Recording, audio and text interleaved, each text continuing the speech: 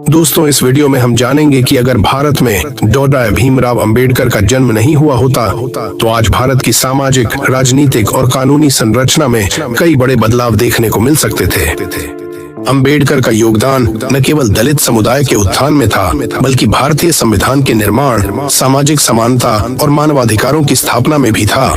उनके बिना भारत की स्थिति को समझने के लिए कुछ महत्वपूर्ण बिंदुओं पर विचार करना जरूरी है, जिसमें से पहला पॉइंट है संविधान का स्वरूप। अंबेडकर भारतीय संविधान के मुख्य निर्माता थे। उनके बिना संविधान में समानता, स्वतंत्रता और न्याय के सिद्धांत शायद उतने मजबूत नहीं होते।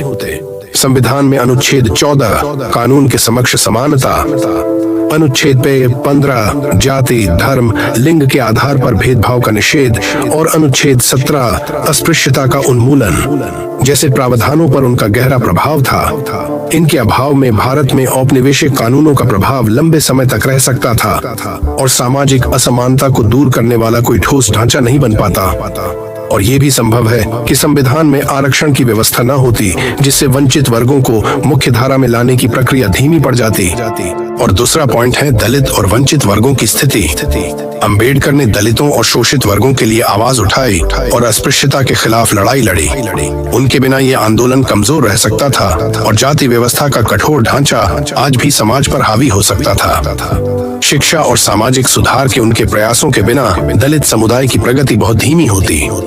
शायद आज भी बड़े पैमाने पर अशिक्षा और सामाजिक बहिष्कार का बोलबाला होता। अगला चौथा इंपॉर्टेंट पॉइंट है राजनीतिक प्रभाव। अंबेडकर ने वंचित वर्गों को राजनीतिक प्रतिनिधित्व दिलाने में अहम भूमिका निभाई।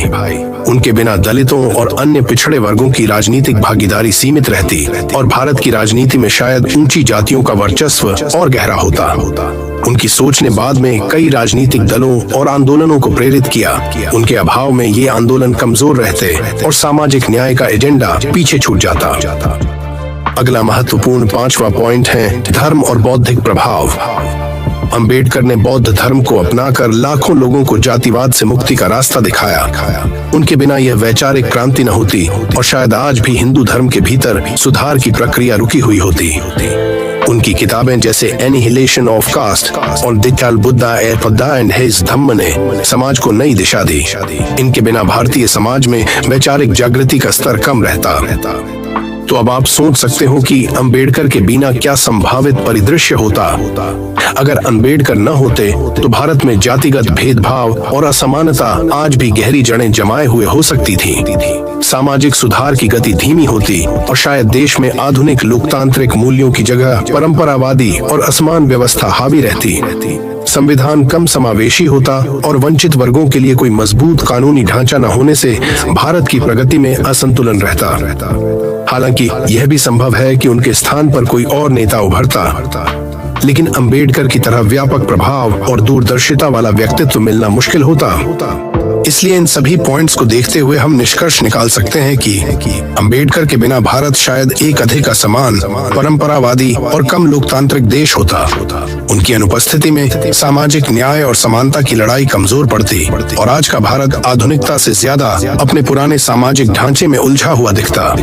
फिर भी यह एक काल्पनिक परिदृश्य है और इतिहास में अन्य कारकों का भी प्रभाव होता, लेकिन यह निश्चित है कि अंबेडकर का योगदान भारत को आधुनिक राष्ट्र बनाने में अपरिहार्य था।